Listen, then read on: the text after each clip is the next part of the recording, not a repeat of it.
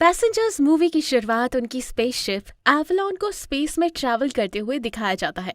इस स्पेसशिप में 5,000 पैसेंजर्स और 258 क्रू मेंबर्स एक गहरी नींद में हाइबरनेशन पॉड में सोए होते हैं। ये सब लोग एक प्लैनेट होमस्टेड 2 पर ह्यूमन कॉलोनाइजेशन शुरू करने जा रहे होते हैं। उनका सफर अर्थ से होमस्टेड 2 तक 120 साल का होता है, इसलिए वो लोग हाइबरनेशन में चले जाते हैं। इस स्पेसशिप को ऑटो पायलट कर रखा होता है क्योंकि सब लोग हाइबरनेशन में होते हैं। अचानक से ये स्पेसशिप एक एस्टेरॉइड बेल्ट के थ्रू जाती है, जहां स्पेसशिप की टक्कर एस्टेरॉइड से हो जाती है।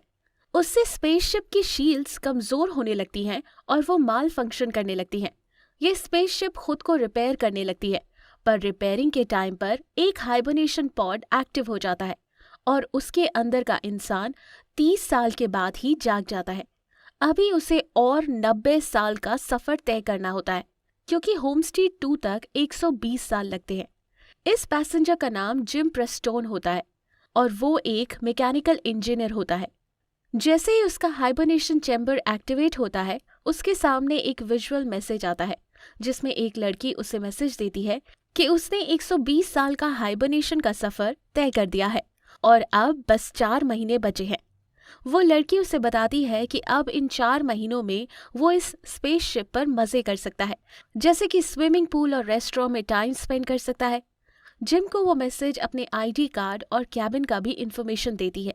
जिम बहुत एक्साइटेड होता है स्पेसशिप के दूसरे लोगों से मिलने के लिए, पर अभी उसे सच्चाई नहीं पता चली होती कि वो इस स्पेसशिप पर अकेला ही इंसान है जो नींद से जाग गया है, और वो भी 90 साल पहले।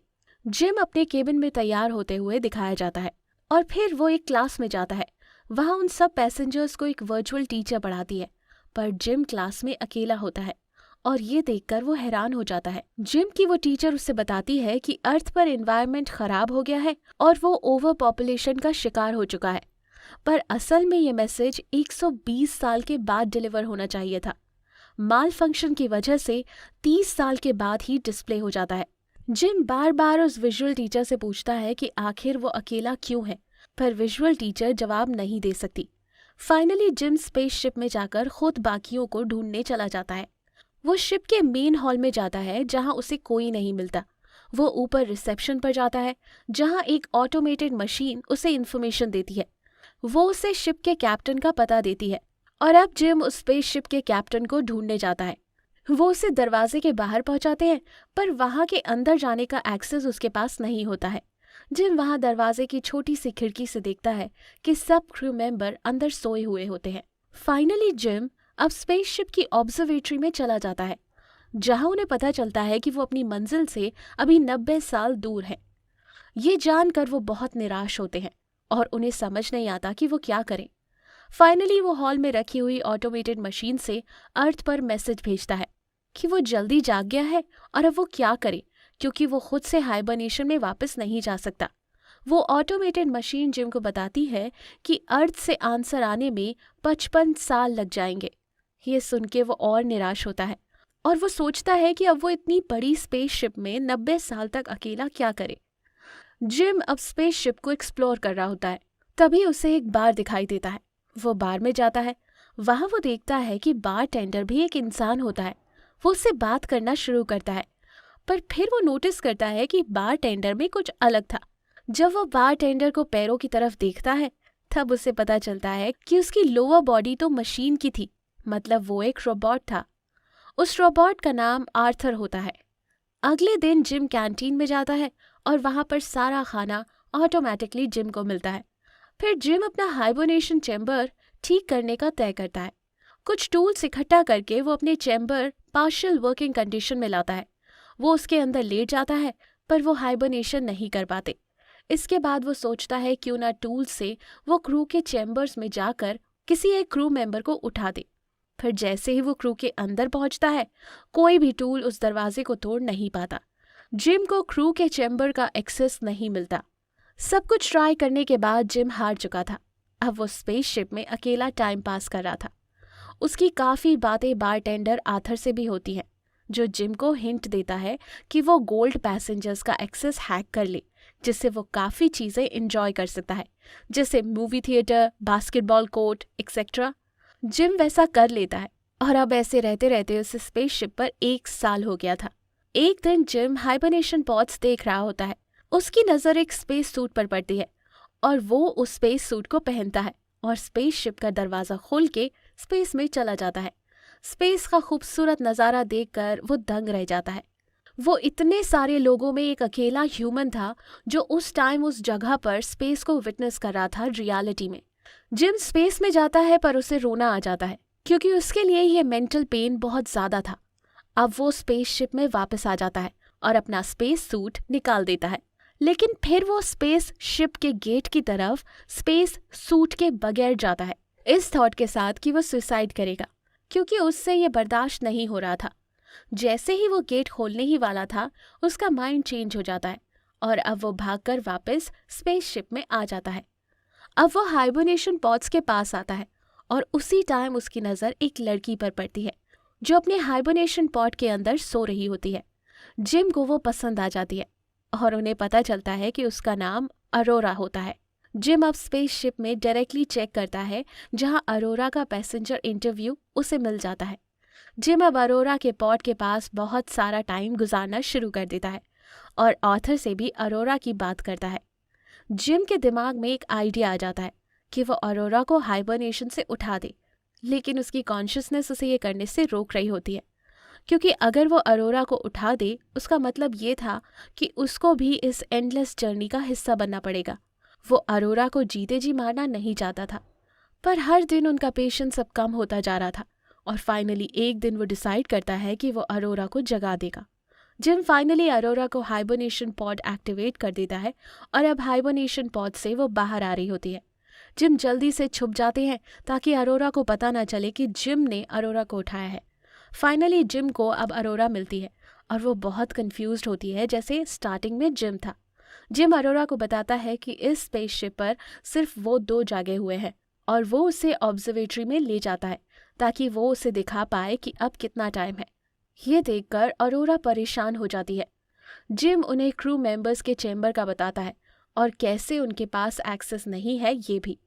वो सुन के अरोरा अपने हाइबरनेशन पॉड की तरफ भागने लगती है क्योंकि उसको कोई और सल्यूशन नहीं दिख रहा था। जिम उन्हें बताता है कि इसका कोई फ़ायदा नहीं। अब अरोरा बहुत उदास हो जाती है। जिम इसके बाद में आर्थर के पास जाता है और उसे बताता है कि उसे बहुत बुरा लग रहा है क्योंकि उसने अरोरा को हाइबरनेशन मोड से उठा दिया है। वो आर्थर को बोलता है कि वो अरोरा को ना बताए कि जिम ने उसे उठाया था।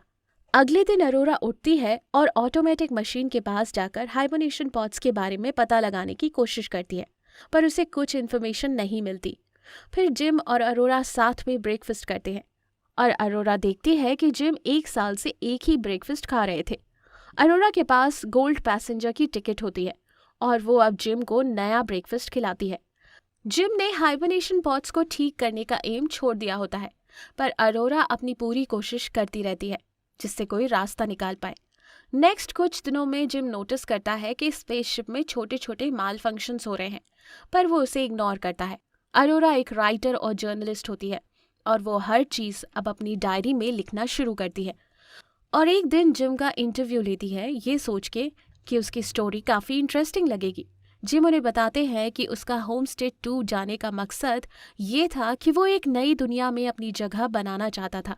बाद में अरोरा उससे बोलती है कि उसके पास राउंड ट्रिप की टिकट है, जिसका मतलब वो होम स्टे 2 से वापस अर्थ पर जाना चाहती है। वो जिम को बताती है कि वो होम स्टे 2 पर 1 साल रहेगी फिर वापस चली जाएगी और वो इसलिए ऐसा करना चाहती है ताकि वो दुनिया की सबसे पहली जर्नलिस्ट बने जो 2 प्लैनेट्स पर रही हो। वो बिलीव करती है कि ये बेहतरीन स्टोरी बन सकती है। अब इसके बाद क्योंकि उन दोनों के पास कुछ करने को नहीं था तो वो टाइम स्पेंड करने के लिए सिनेमा, क्लब, बास्केटबॉल कोर्ट और बार में होते हैं। जिम अरोरा को आर्थर से भी मिलवाता है। जैसे जैसे दिन गुजरते जाते हैं वो दोनों क्लोज हो जाते हैं। फाइनली वो एक दिन डेट पर जाते हैं, डिनर करते हैं और इसके बाद स्पेस सूट पहनकर स्पेस वॉक पर जाते हैं। फाइनली उन दोनों ने स्पेसशिप में एक कपल की तरह रहना शुरू कर दिया होता है। उनका सारा टाइम एक साथ बीत रहा था। वो jogging, writing, breakfast, lunch, dinner सब साथ में करते थे। अब फाइनली जिम को रियलाइज होता है वो अरोरा को प्रपोज करेंगे। वो अरोरा को डेट पर बुलाते हैं उनके बर्थडे के लिए। डिनर के बाद वो लोग बार में चले जाते हैं। जिम प्रपोजल रिंग बाहर निकालने के लिए वॉशरूम का बहाना करके चला जाता है। इतनी देर में आर्थर अरोरा को बता देता है कि जिम ने ही उसे उठाया था। आर्थर को लगता है कि जिम ने अब तक अरोरा को बता दिया होगा। जैसे ही जिम वॉशरूम से आता है, अरोरा उस पर बहुत गुस्सा होती है। अरोरा वहां से गुस्से में चली जाती है और जिम से बात करना छोड़ देती है। नेक्स्ट दिन जिम अरोरा से बात करने की कोशिश करता है, पर वो उन्हें इग्नोर कर देती है। एक दिन अरोरा जिम के रूम में अकेले उन्हें मारती है क्योंकि उन्हें जिम पर बहुत गुस्सा आता है, क्योंकि जिम ने उन्हें उठा दिया होता है। अरोरा कहती है कि जिम ने उनकी जिंदगी बर्बाद कर दी। जिम माफी मांगते हैं और अपना साइड एक्सप्लेन करने की कोशिश करते हैं, पर अरोरा उनकी बात सुनने को तैयार नहीं होती। अब एक दिन अचानक से स्पेसशिप में एक बड़ा सा माल फंक्शन हो जाता है। एलिवेटर काम करना बंद कर देते हैं और फूड मशीन से खाना बाहर आ रहा होता है। स्पेसशिप में एक ट्री भी होता है जो जिम ने लगाया था। अब इस माल फंक्शन के दौरान एक अनाउंसमेंट होती है कि स्पेसशिप में पेड़ किसने उगा दिया। ये सुन के जिम और अरोरा शॉक हो जाते हैं, क्योंकि अनाउंसमेंट करने वाला तो कोई इंसान होना चाहिए। वो जल्दी से ट्री के पास जाते हैं और वहां देखते हैं ऑफिसर गस मार्कुसो भी हाइबरनेशन से जाग गए हैं। वो दोनों गस से खुद को इंट्रोड्यूस करते हैं और गस को बताते हैं कि क्या प्रॉब्लम हुई। गस को समझ नहीं आता कि 3 पॉट्स कैसे खराब हो गए। गस फाइनली क्रू चैम्बर में जाकर चेक करते हैं और बोलते हैं कि स्पेसशिप में थोड़ी खराबी है, जिसकी वजह से ये माल फंक्शन हो रहे हैं और उसे ठीक करना पड़ेगा। उसके बाद गस अरोरा का पॉट चेक करते हैं और उसे समझ आता है कि जिम ने अरोरा को उठाया था। गस को हाइबरनेशन सिकनेस हो रही होती है और वो रेस्ट करने जाते हैं, पर अचानक से उनके मुंह से ब्लड निकलना शुरू हो जाता है। उस रात अरोरा स्विमिंग कर रही होती है और माल फंक्शन की वजह से स्पेसशिप में 0 ग्रेविटी हो जाती है, जिसकी वजह से अरोरा पानी में मरने वाली थी, क्योंकि जैसे ही अरोरा ऊपर की तरफ स्विम कर रही थी, पानी उसके साथ ऊपर आ रहा था। बहुत मुश्किल से वो बच जाती है और अब अरोरा, जिम और गस मिलके प्रॉब्लम डिस्कस करते हैं। गस अब स्पेसशिप को डिटेल में चेक करते हैं और बताते हैं कि 2 साल पहले शिप से कुछ टकरा गया था, जिसकी वजह से शिप का एक हिस्सा डैमेज हुआ था।